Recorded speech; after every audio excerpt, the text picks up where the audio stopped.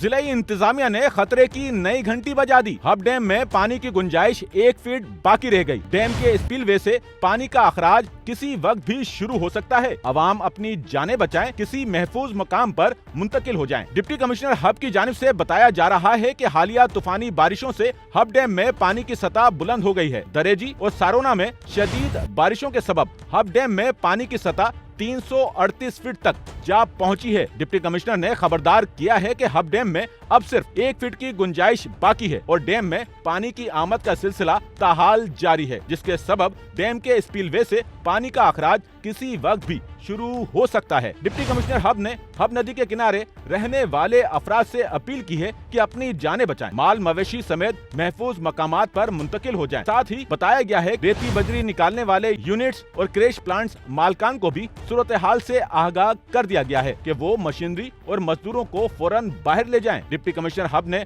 अवाम को सख्ती से तंबीह करते हुए कहा है कि वो पानी के करीब न जाएं और उसे अबूर करने की हरगिज कोशिश न करें। आपका कोई भी इकदाम आपकी जिंदगियों के लिए खतरा बन सकता है। कैमरामैन अमीन के साथ Nauman Rafiq, SNN Karachi. Sachal news network की वीडियोस में खुशामदीद। नाजरीन, वीडियो से मुतालिक अपनी कीमती राय का इजहार कमेंट बॉक्स में ज़रूर करें और चैनल को सब्सक्राइब करें।